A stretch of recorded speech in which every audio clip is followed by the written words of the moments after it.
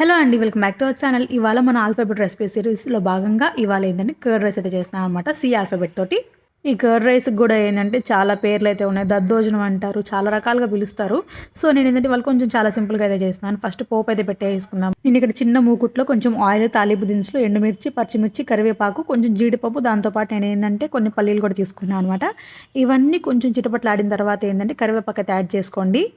అచ్చా! Curd rice చేయడం గూడా రానోళ్ళు ఏమైనా ఉంటారా అంటే, ఎందుకు ఉండరండి నాలాంటోళ్ళు అక్కడక్కడ తగులుతుంటారు గదా! సో, వాళ్ళకి ఈ వీడియో అనమాట. తెలిస్తే అది స్కిప్ జేసేసుకోవచ్చు. సో, ఈ కర్డ్ రైస్‌లో ఏందంటే చాలా రకాలుగా అయితే చేస్తారు. క్యారెట్, పోమోగ్రానేట్ విత్తనాలయన్నీ ఏసి కూడా చేస్తారనమాట.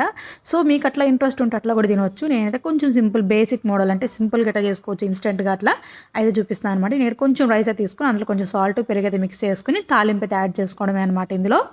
టేస్ట్ మాత్రం చాలా బావుంటుంది. మీరు గూడా ఒకసారి ట్రై చేసి ఎట్లా ఉందో చెప్పేసి. అలాగే మన ఛానెల్‌ని సబ్స్క్రైబ్ అయితే చేసుకోండి. లైక్ చేయండి, షేర్ కూడా చేసేయండి. బాయ్.